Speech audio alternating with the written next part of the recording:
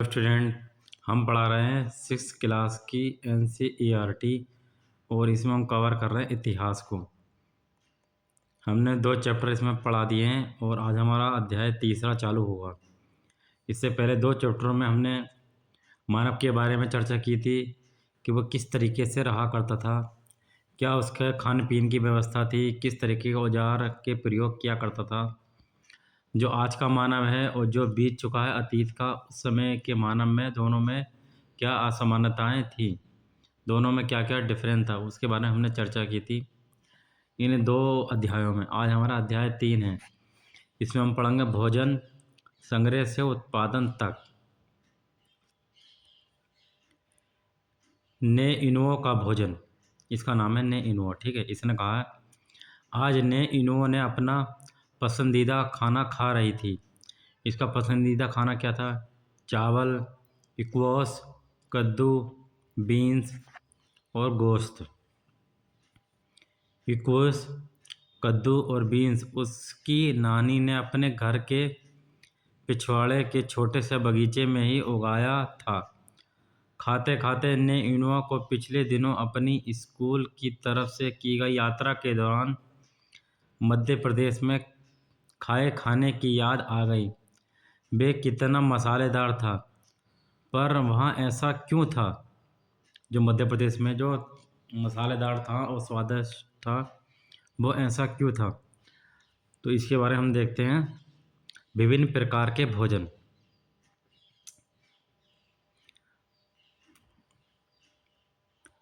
आज हमें अपने भोजन का अधिकांश हिस्सा उगाई गई फसलों और पाले गए पशुओं से मिलता है।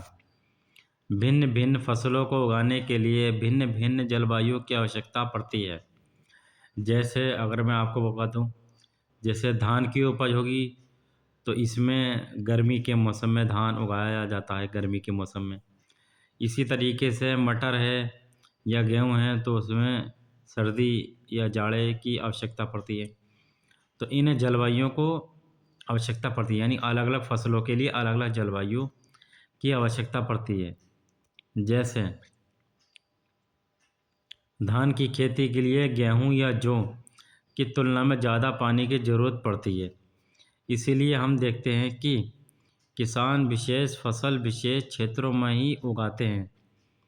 यही नहीं, पशुओं को भी अपने अनुकूल वातावरण की आवश्यकता होती है। उदाहरण के तौर पर हम देखते हैं, सूखी और पहाड़ी जलवायु में मवेशियों की तुलना, जो सूखी और पहाड़ी हैं वहाँ पर मवेशियों की तुलना में भेड़ या बकरी अधिक सहजतापूर्वक जीवित रह सकते हैं। जैसे कोई सूखी पहाड़ी, जैसे मैं अगर जम्मू एंड कश्मीर का हिस्सा ले लूँ, ऊपर का उत्तरी एरिया, तो वहाँ पर आपको भेड़ और बकरी ज़्यादा देखने को मिलती हैं, क्योंकि वह सूखी पहाड़ी में आराम से रह सकते हैं। पर जैसा कि तुमने अध्याय 2 में पढ़ा है, स्त्री पुरुषों ने अपने भोजन का उत्पादन हमेशा नहीं किया है। इन दोनों ने खेती और पशुपालन की शुरुआत किस तरीके से होती है? अध्याय 2 में हमने पढ़ा है कि दुनिया की जलवायु बदलती रहती है। साथ ही लोग जिन वनस्पतियों और पशुओं का भोजन के रूप में इस्तेमाल करते थे, वे भी बदलते रहे। लोगों का ध्यान कुछ बातों की ओर गया, जैसे खाने योग्य वनस्पतियाँ कहाँ कहाँ मिल सकती थीं। अलग अलग जगह पर अलग अलग वनस्पतियाँ मिलती थीं। बीज कैसे अपनी डंठल से टूटकर गिरते हैं। गिरे बीजों का अंकुरण यानी कि फूटे तो उनसे पौधा बनेगा, और उनसे पौधों का निकलना आदि। इसी तरह उन्होंने पौधों की देखभाल करना शुरू कर दी होगी। तो उन्होंने देखा, जैसे कोई पेड़ है, पेड़ पे कोई जैसे कोई फल फूल लगा हुआ, तो वहाँ से कोई चीज़ गिर के टूट के ज़मीन में गिरी। गिरने के बाद उसका अंकुरण हुआ, फूटा और उससे क्या बना? पेड़ बना। तो इस तरीके से ये लगता है कि पौधे जो है बीजों से, मतलब पौधों का निर्माण किया जा सकता है। तो इसी तरीके से आदमी के मन में आया कि हाँ, पौधे भी उगाए जा सकते हैं। चिड़िया और जानवरों से पौधों की सुरक्षा की होगी ताकि वे ठीक से बढ़ सके और उनके बीज पक सकें। तो जैसे जो पेड़ पौधे हैं इनको जानवर वगैरह खा लेते थे, तो जो चिड़िया हैं या जानवर हैं इनसे उनके लिए व्यवस्था करी होगी कि ताकि इनको जानवर नहीं खाएं, तो उन पौधों की ग्रोथ अच्छी से हुई होगी। इसी प्रकार धीरे धीरे वे किसान बन गए होंगे। तो जब व्यवस्था कर ली, उनकी देखरेख कर ली, देखरेख करते करते फिर वो किसान बन जाएंगे। जब वो पौधा पक जाएगा, फल पक जाएगा, तो फिर इनको वो काट लेंगे। इसी तरह लोगों ने अपने घरों के आसपास चारा रखकर जानवरों को आकर्षित कर उन्हें पालतू बनाया होगा। तो जैसे जो घर है वहाँ चारा रख दिया, तो वहाँ पर जो जानवर हैं वो आकर्षित करके उनको पालतू बना लिया और जानवर उस चारे को खाते रहे। तो सबसे पहले जिस जंगली जानवर को पालतू बनाया गया वे कुत्ता, जंगली पूर्वज था। सबसे पहला जो उन्होंने जानवर पाला था वो कुत्ता पाला था। कुत्ता कुत्ता वैसे भी घर की रखवाली करता। बाहर, घर के बाहर इन्होंने उसके लिए कुछ चारा की व्यवस्था कर दी कुत्ते के लिए, तो वहीं पे वो हिल गया, ठीक वहीं पे। और फिर धीरे धीरे लोग, पहले जो पाला कुत्ता, लेकिन अगर उसके सेकंड की बात करें तो फिर भेड़ और बकरी का नंबर आता है। गाय और सूअर जैसे जानवरों को अपने घरों के नज़दीक आने को उत्साहित करने लगे। ऐसे जानवर झुंड में रहते थे और ज़्यादातर घास खाते थे। अक्सर लोग अन्य जंगली जानवरों के आक्रमण से इनकी सुरक्षा किया करते थे और धीरे धीरे इस तरह वे पशुपालक बन गए होंगे। कैसे आपने देखा कि पेड़ पौधों इन्होंने उगाना शुरू किया, इन्हीं पेड़ पौधों से इन्होंने क्या चारा डाला और इस चारे को और जानवरों को आकर्षित किया। तो सबसे पहला जो जानवर था वो कौन था? कुत्ता। कुत्ता इन्होंने पाला, कुत्ता। वो कुत्ते के बाद इन्होंने भेड़, बकरी, गाय, सूअर जैसे जानवरों को अपनी ओर आकर्षित किया। और जो बाहर के जो जानवर थे जैसे शेर वगैरह, उनसे इनकी रक्षा भी इन्होंने शुरू की थी। तो इसी तरीके से धीरे धीरे वे क्या बन गए? पशुपालक भी बन गए, यानी पशुओं को पालने लगे। इतनी बात आपकी समझ में आनी चाहिए, ठीक।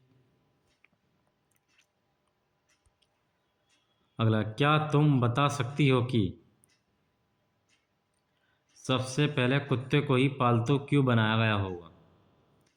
तो हम उस समय, अगर आज के समय में हम अगर सोचे कुत्ते को हम क्यों पालते हैं, क्योंकि ये क्या करता? घर की रखवाली करता कुत्ता, ठीक है नहीं, इसलिए पाल सकते हैं कुत्ता।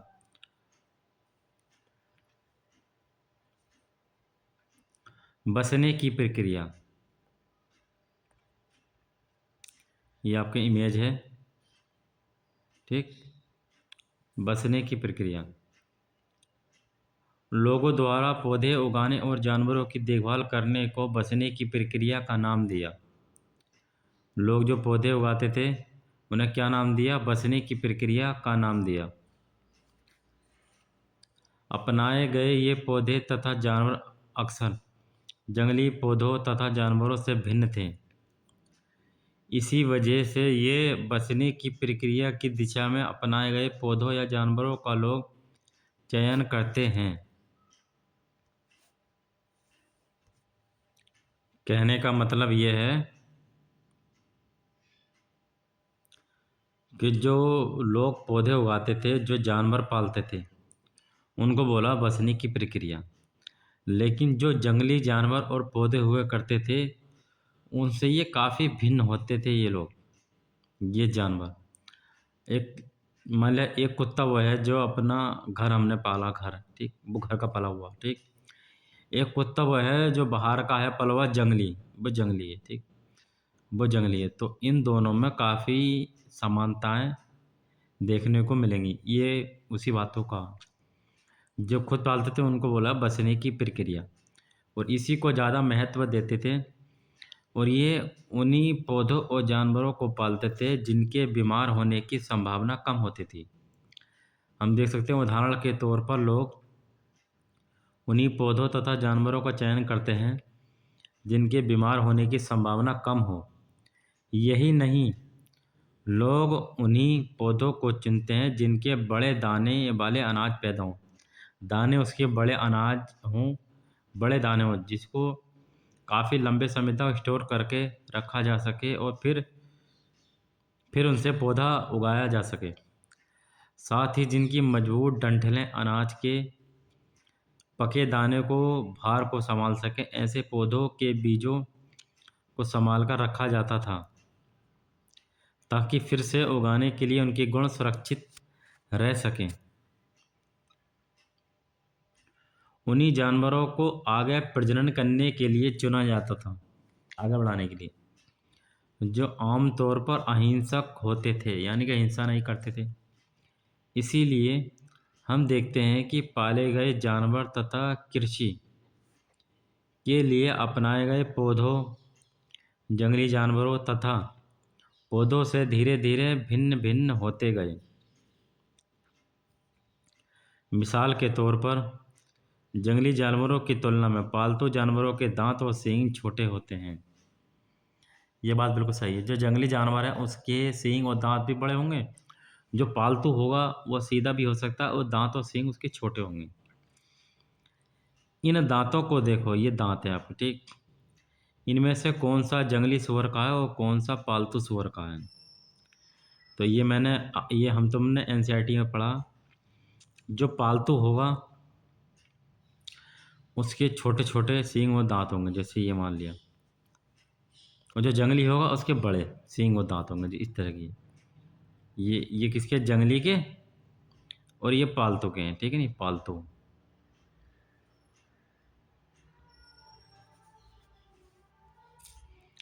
बसने की प्रक्रिया पूरी दुनिया में धीरे धीरे चलती रही।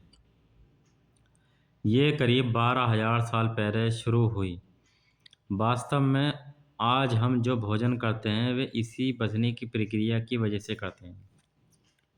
तो ये बात हमें क्लियर होगी। आज जो हम खा पी रहे हैं, इसी बसने की प्रक्रिया से हम भोजन ग्रहण कर रहे हैं। कृषि के लिए अपनाई गई सबसे प्राचीन फसलों में गेहूं तथा जौ आते हैं। उसी तरह सबसे पहले पालतू बनाए गए जानवरों में कुत्ते के बाद भेड़ बकरी आते हैं। उसके बाद आपकी गाय आएगी, गाय के बाद आपका सूअर आएगा, ठीक।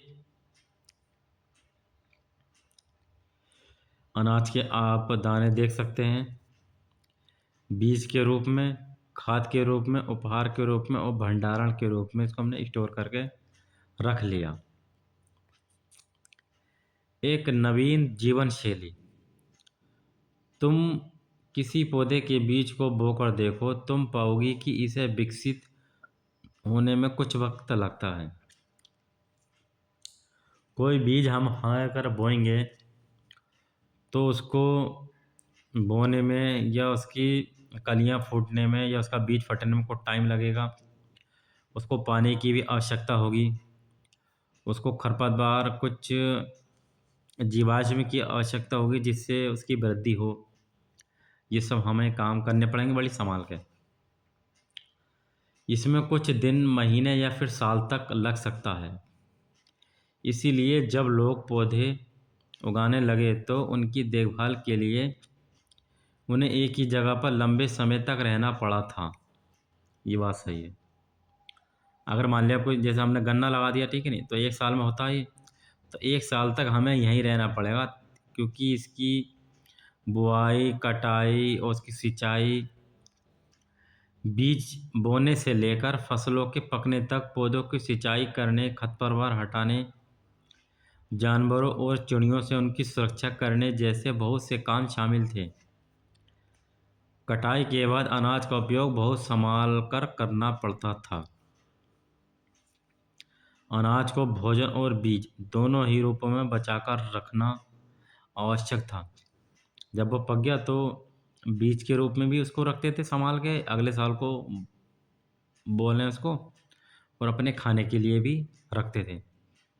इसीलिए लोगों को इसके भंडारण की बात सोचनी पड़ी होगी। जब वो इतना बड़ा भंडारण हुआ होगा तब लोगों ने सोचा होगा कि हाँ, हमें इसको अब स्टोर करके रखना चाहिए। और बाकी जो अपने खाने के लिए वो अपना निकाल लो, जितना भी, जैसे 1 कुंटल या 2 कुंटल जितना भी खर्च हो, और बाकी जो अनाज है उसको भंडार यानी स्टोर करके रख लो। तो ये बात उन्होंने सोचनी पड़ी होगी, तो इसके लिए उन्होंने क्या करा होगा? कुछ ना कुछ बनाया होगा, बर्तन बनाया होगा या कुछ मन का या कुछ इस टाइप का कुछ ना कुछ बनाया होगा। बहुत से इलाकों में लोगों ने फीट के बड़े-बड़े बर्तन बनाए, फीट करने के लिए, और टोकरियाँ बुनी जिसमें इसमें रख सकें, या फिर ज़मीन में गड्ढा खोदा होगा, गड्ढा खोद के इसमें स्टोर कर लें। क्या तुम्हें लगता है कि शिकारी या भोजन संग्रह करने वाले बर्तन बनाते और उनका प्रयोग करते होंगे? अपने जवाब का कारण बताओ।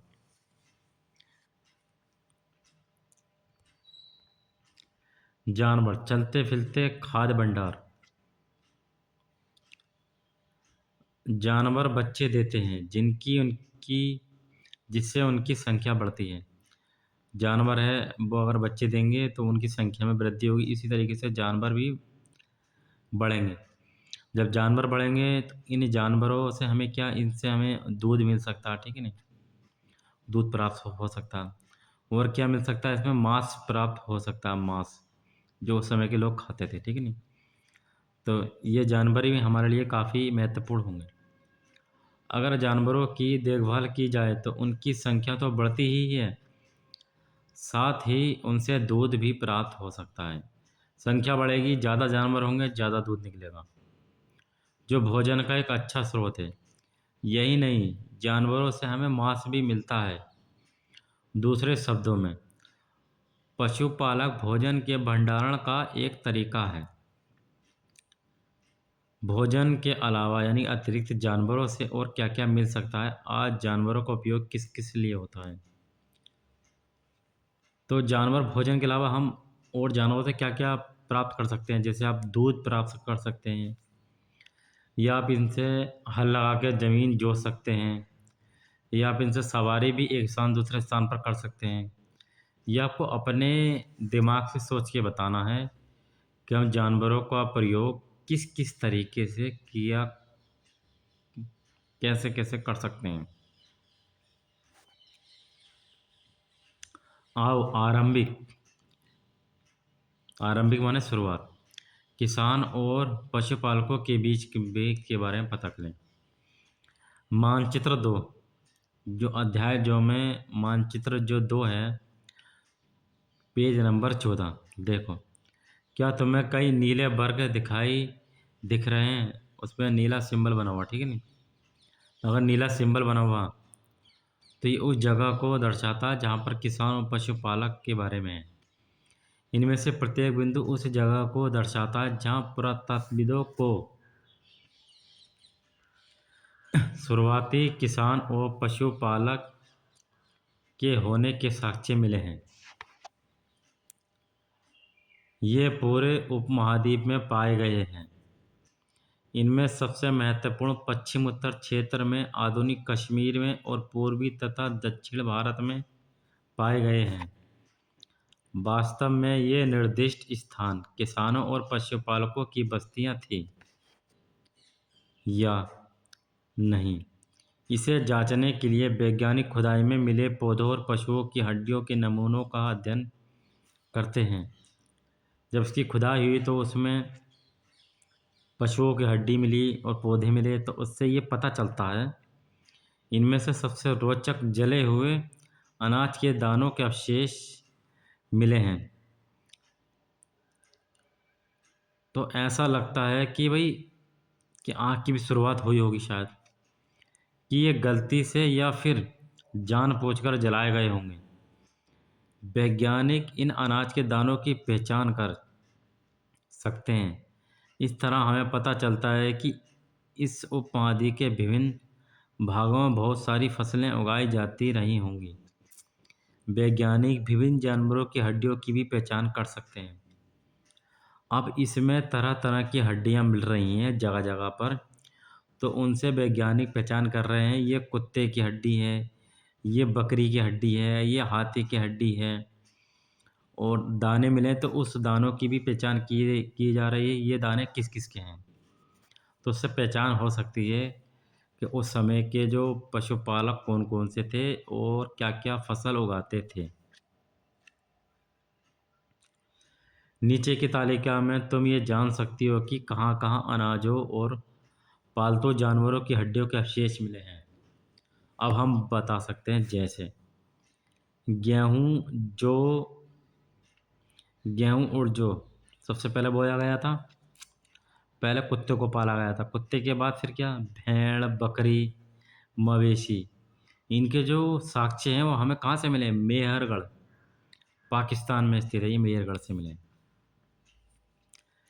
चावल और जानवरों की हड्डियों के टुकड़े कोल्डी हवा से मिले हैं, ये उत्तर प्रदेश में है।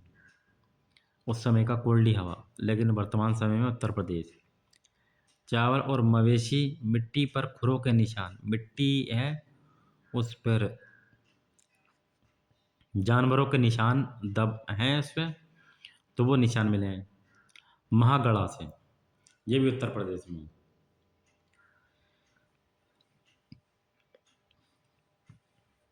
गेहूं और दलहन गुफराल, ये भी कश्मीर में गुफराल से मिले हैं। और गेहूं कहाँ से मिले हैं? मेहरगढ़ से भी मिले हैं। और दलहन आपको गुफराल और गेहूं। अगला,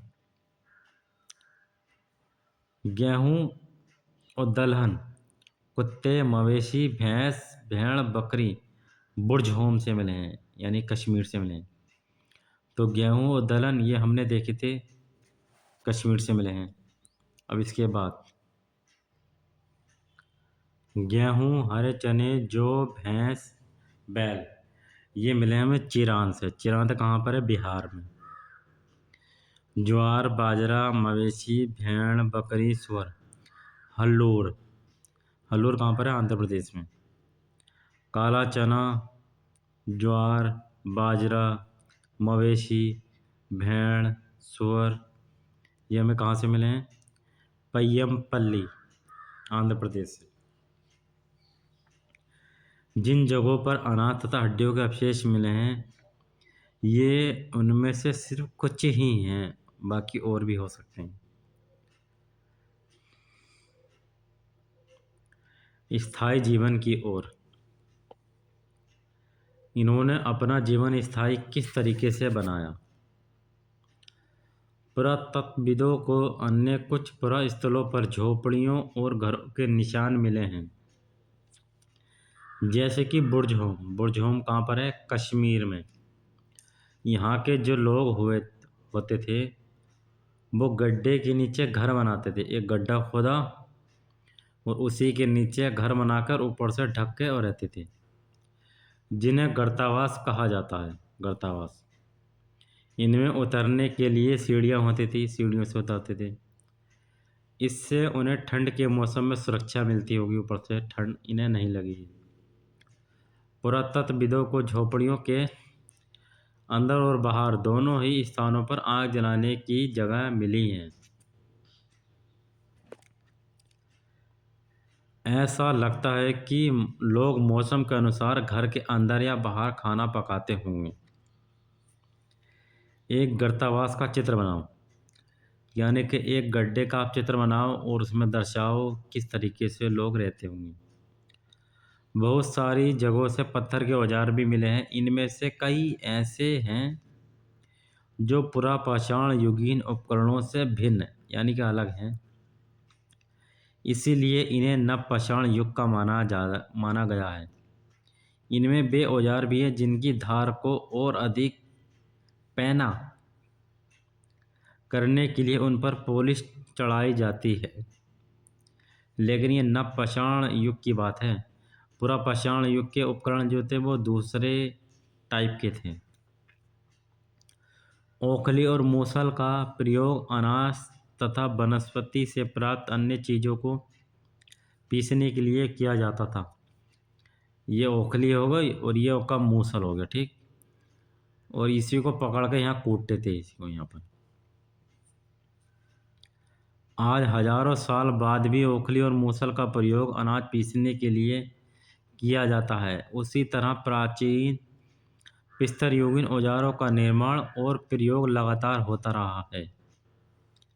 आज भी अगर देखते हैं तो कहीं कहीं पर ओखली का प्रयोग किया करते थे लोग।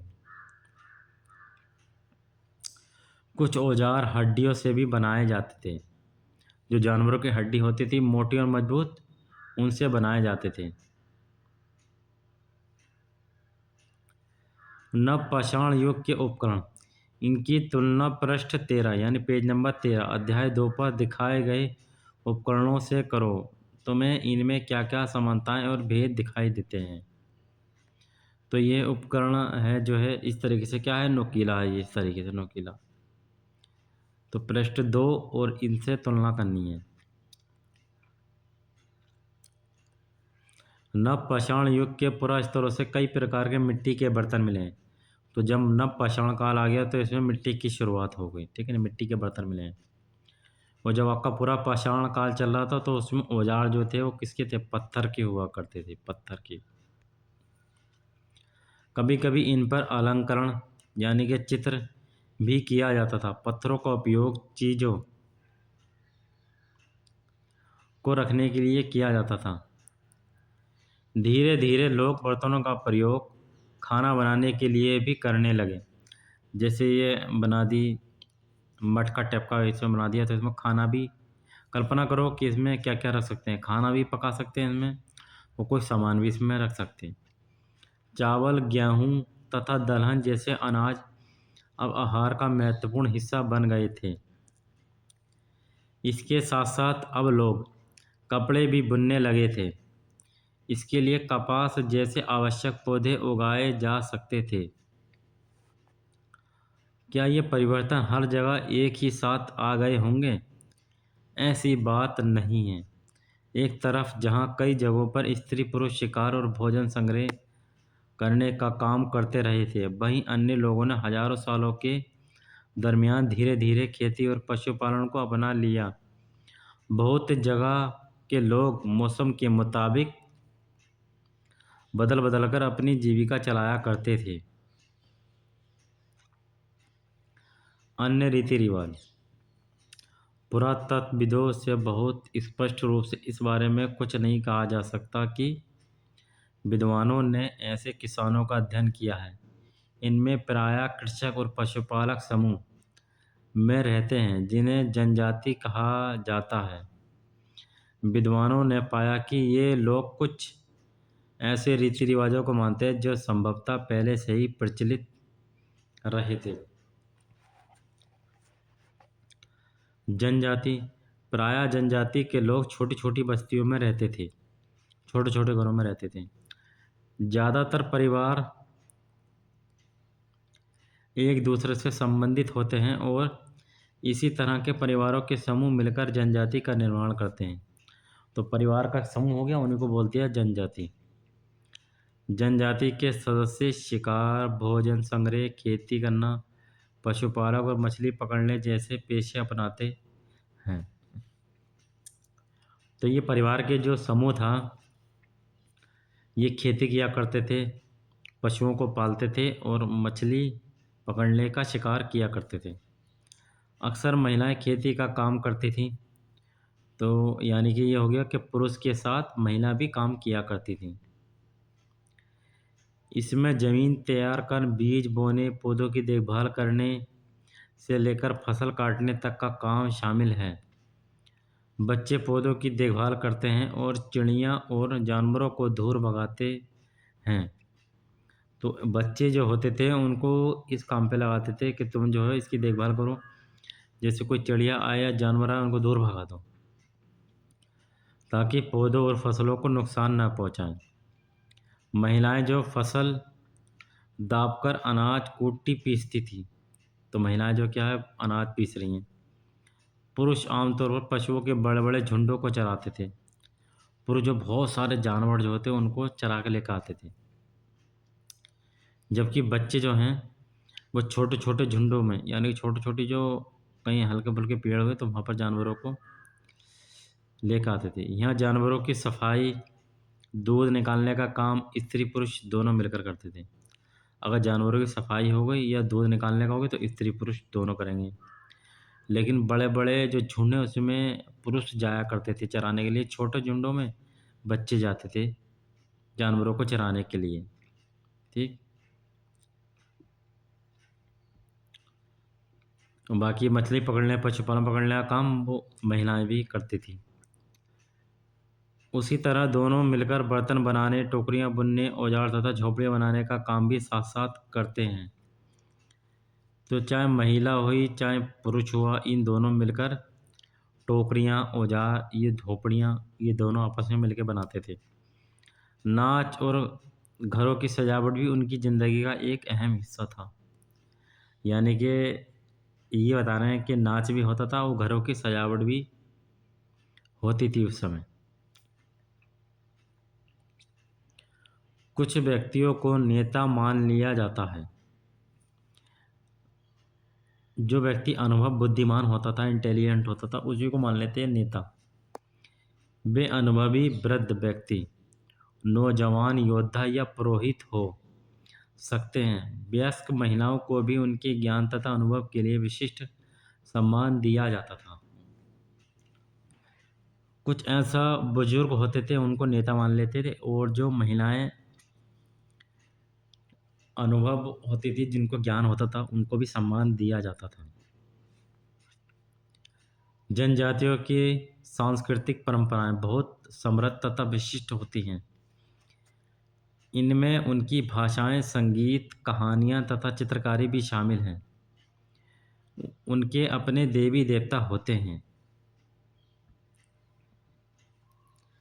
जमीन, जंगल, घास के मैदान तथा पानी पूरे कुनबे की संपत्ति मानी जाती थी, जिनका उपयोग सभी एक साथ करते हैं।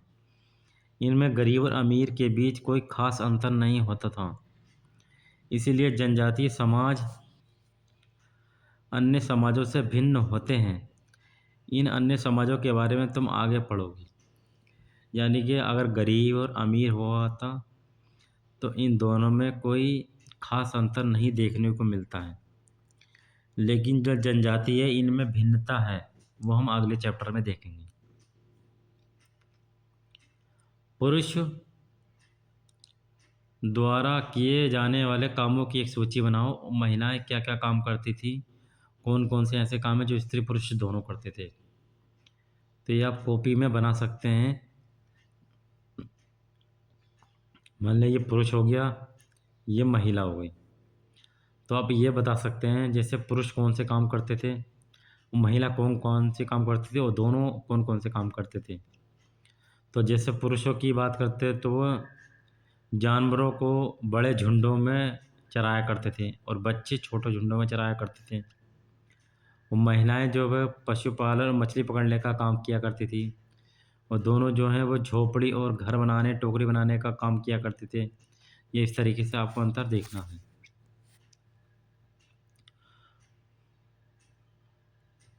गांवों की यह विशेषता है कि वहाँ रहने वाले अधिकांश लोग भोजन उत्पादन पर लगे होते थे। मेहरगढ़ में जीवन मृत्यु मानचित्र 2 पृष्ठ 14 में आप मेहरगढ़ ढूंढ सकते हैं। वो कहाँ पर है? जम्मू एंड कश्मीर में मेहरगढ़।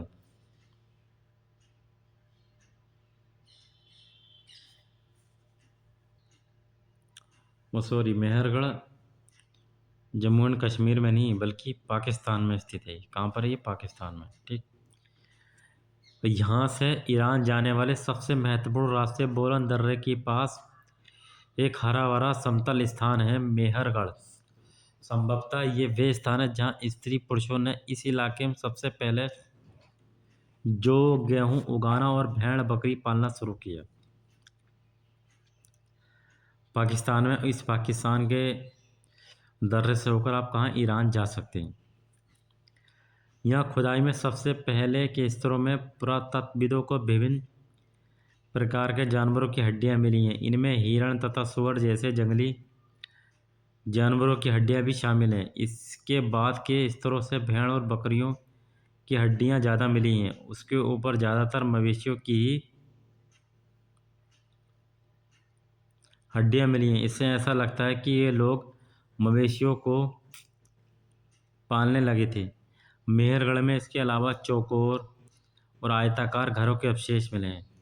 यदि आपसे पूछ ले तो मेहरगढ़ में किस प्रकार के घर थे? चौकोर और आयताकार। प्रत्येक घर में 4 या उससे ज़्यादा कमरे होते थे। 4 कमरे या इससे ज़्यादा भी हो सकते थे, जिनमें से कुछ संभवतः भंडारण के काम आते थे। कुछ कमरों जो स्टोर के रूप में रखते थे, जिसमें अनाज वगैरह रख लिया करते थे। पहले और बाद के स्तर।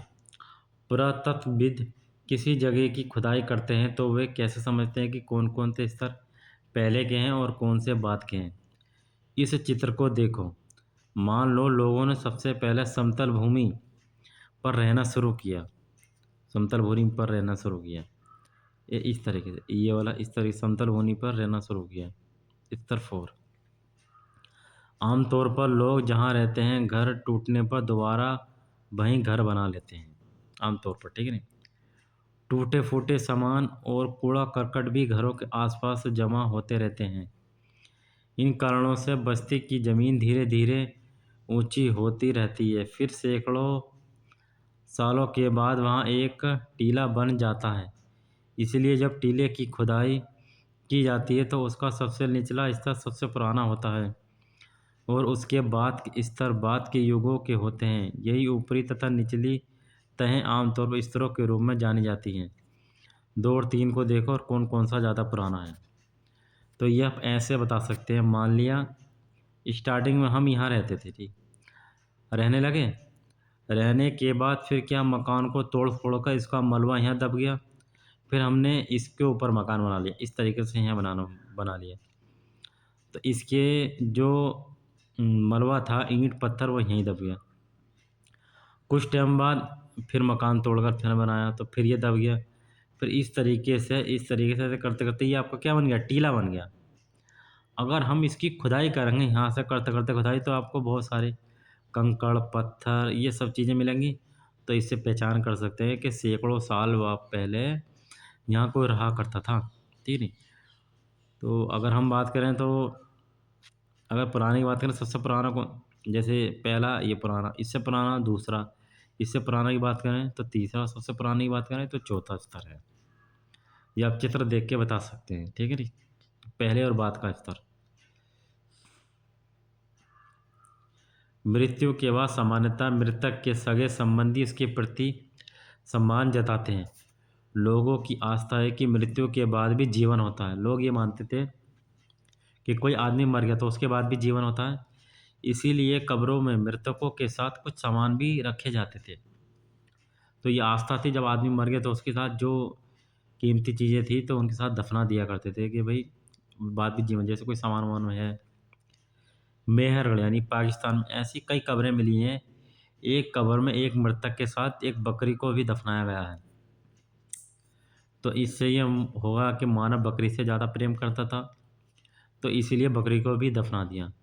संभवतः इसे परलोक में मृतक के खाने के लिए रखा गया होगा, या फिर इसलिए रखा जा सकता है कि भाई कि मरने के बाद भी जीवन संभव है, ऐसा मानते थे। तो बकरी इसलिए रख दी कि भाई कि मरने के बाद भी बकरी को अपने खाने के लिए इस्तेमाल करेगा। ये कुछ चित्र बना रखा है, मेहरगढ़ की कब्र का चित्र है ये।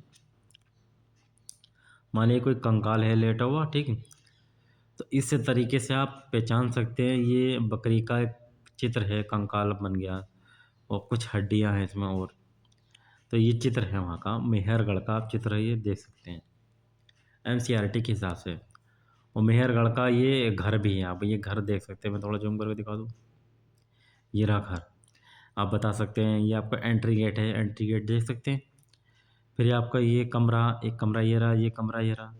ये कोई आपका भंडार या कोई स्टोर की चीज़ हो सकती है। ये घर का एक नक्शा, एक कल्पना आप कर सकते हैं इस तरीके से।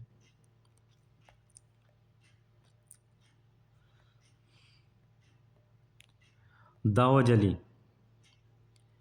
ये कहाँ पर था आपका, असम के क्षेत्र में हमने देखा था ये दाओजली। ये पुरास्थल चीन और म्यांमार की ओर जाने वाले रास्तों में ब्रह्मपुत्र की घाटी एक पहाड़ी पर स्थित है। ये यहाँ पर था दाओजली। आप यहाँ से म्यांमार भी जा सकते हैं और आप यहाँ से चीन भी जा सकते हैं। ये म्यांमार रहा और ये आपका चीन रहा इधर। यहाँ खरल और मूसल जैसे पत्थरों के उपकरण मिले हैं। कैसे? खरल और मूसल पत्थरों के उपकरण मिले हैं। कहाँ पर? दाऊदजली हीटिंग से। इससे पता चलता है कि यहाँ लोग भोजन के लिए अनाज उगाते थे। साथ ही यहाँ से जेडाइट पत्थर भी मिला। कौन सा पत्थर मिला? जेडाइट। संभवतः ये पत्थर चीन से आया हुआ। कहाँ से आया हुआ है? चीन से। जाहिर सी बात है, इधर म्यांमार रहा, इधर चीन रहा। इसके अतिरिक्त इन पुरस्थल से काष्ठास्म यानी अति प्राचीन लकड़ी जो सख्त होकर पत्थर बन गई है। काष्ठास्म का मतलब एक लकड़ी है जो बिल्कुल इतनी कठोर हार्ड हो गई है जैसे मानो पत्थर के औजार और बर्तन भी मिले हैं दाऊदजली से। दाऊदजली से क्या होगा? जेडाइट पत्थर मिला है आपको, और लकड़ी है जो इतनी कठोर हो गई है, पत्थर बन गई है। औजार आपको मिले हैं। खरल और मूसल जैसे उपकरण मिले हैं। एटलस में तुर्की ढूंढो। नवपाषाण युग के सबसे प्रसिद्ध पुरास्थलों में एक चताल हुयूक तुर्की में है। क्या नाम है? चताल हुयूक तुर्की में है। यहाँ दूर दराज स्थानों से कई चीज़ें लाई जाती थीं और उनका उपयोग किया जाता था। जैसे सीरिया से लाया गया चकमक पत्थर। चकमक पत्थर कहाँ से? सीरिया से। लाल सागर की कोड़ियाँ तथा भूमध्य सागर की सीपियाँ। ध्यान रहे कि उस समय तक पहिए वाले वाहन का विकास नहीं हुआ था। लोग सामान खुद या जानवरों की पीठ पर ले जाया करते थे। तो वो सामान किस तरीके से? जानवर की पीठ पर लेके आते थे। जानवर की पीठ पर। भूमध्य सागर की सीपियाँ, लाल सागर की कोड़ियाँ और सीरिया से चकमक पत्थर। ठीक आता था। बताओ कोड़ियों तथा सीपियों का क्या उपयोग होता होगा उस समय? कल्पना करो। ये हम बता सकते हैं, उपयोगी शब्द है ये। किसान, फिर पशुपालक बने, फिर नवपाषाण युग आया, फिर बर्तन का उपयोग हुए, फिर ये परिवार बना, परिवार से फिर जनजाति बनी, फिर गांव में रहने लगे, फिर घर बनी, फिर कब्र के साक्ष्य भी मिल गए। अगर तुम्हारे पास जमीन का एक छोटा सा टुकड़ा हो तो तुम उसमें कौन सी फसल उगाओगी? बीज कहाँ से मिलेंगे और तुम उन्हें कैसे बोओगी? अपने पौधों की देखभाल तुम कैसे करोगी? ये कि और कैसे ये समझोगी कि अब फसल कटने लायक हो गई है? इससे पहले हमने पढ़ा था कि पेड़ में डंठल होते थे। इस डंठल से फल टूट के नीचे गिर रहे थे। अब बीज जो है वो अंकुरण बना, यानी कि वो फूटा, फूट से फिर पौधे निकले। तो वो ज्ञान हो गया कि भाई इनसे भी पौधे उगाए जा सकते हैं। फिर इन्हें सिंचाई की भी आवश्यकता होती है। तो बोने से लेके काटने तक आदमी को वहीं स्थिर रहना पड़ता था।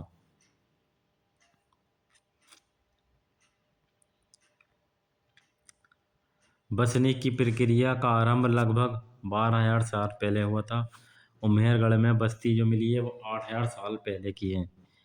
खेती करने वाले लोग एक ही स्थान पर लंबे समय तक क्यों रहते थे? ये आपको बताना है। खेती करने वाले क्यों रहते थे?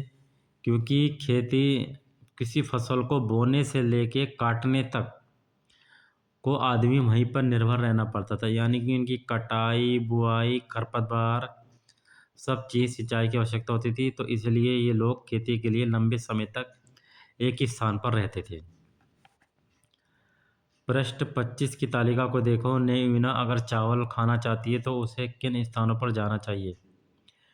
अब वह चावल खाना चाहती है तो चावल आप देख सकते हैं कहाँ कहाँ पर हुए थे। कोल्डी हवा हमने देखा था। कोल्डी हवा, मेहगढ़ा, ये कहाँ पर है? यूपी में है। ये आप अच्छे से पढ़ के इनके आपके क्वेश्चनों के आंसर निकाल सकते हैं। यही नहीं, आप कोई सा क्वेश्चन के आंसर इस पर निकाल सकते हैं और खुद से भी लिख सकते हैं। पुरातत्वविद ऐसा क्यों मानते हैं कि मेहरगढ़ के लोग चावल पहले केवल शिकारी थे और बाद में उनके लिए पशुपालक ज़्यादा महत्वपूर्ण हो गए थे? पशुपालक को पालेंगे तो इस पशुपालक की संख्या की वृद्धि होगी, तो उनसे दूध का उत्पादन भी होगा। जब दूध का उत्पादन होगा तो फिर जो है खाद्यान्न उत्पादन में वृद्धि होगी और जानवरों का मांस भी खाया जा सकता है। सही है गलत बताओ। आपको बताना है कि हल्लूर जो आंध्र प्रदेश में था वहाँ पर ज्वार बाजरा मिला है। बुर्ज होम में लोग आयताकार और कौन से घरों में रहते थे? आयताकार। बुर्ज होम में कहाँ पर? मेहरगढ़ में रहते थे, ठीक है नहीं, मेहरगढ़ में चौकोर और आयताकार घरों में रहते थे। चिरांद कश्मीर का पूरा स्थल है। चिरांद कश्मीर में नहीं है ये। कहाँ पर है ये? बिहार में स्थित है। ये आप पीछे हमने पढ़ा, ठीक है।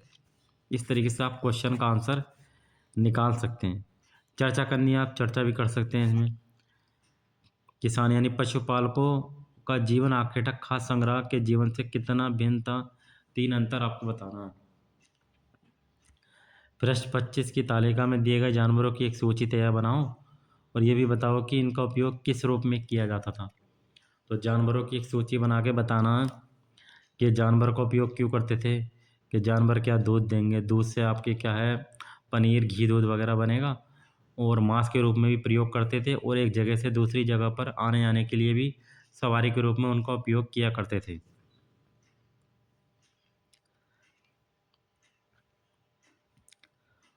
तुम जिन अनाजों को खाते हो उनकी एक सूची बनाओ। तो आप सूची बनाने हैं, चावल, ज्वार, बाजरा जो भी खाते हैं उसकी सूची बनाओ। प्रश्न 7 के उत्तर में लिखे अनाजों को क्या तुम स्वयं उगाते हो? अगर हाँ तो एक तालिका बनाकर उनकी खेती की विभिन्न अवस्थाओं को दिखाओ। अगर नहीं तो एक तालिका बनाकर दिखाओ कि यह अनाज किसान से लेकर पास तुम्हारे पास तक कैसा पहुँचा। यानी कि उसकी बुआई, कटाई, सिंचाई, खरपतवार से लेकर और हमारे पास कैसे पहुँचा, ये बता सकते हैं। अब वो वाला चैप्टर आपका समाप्त हो गया, अध्याय 3।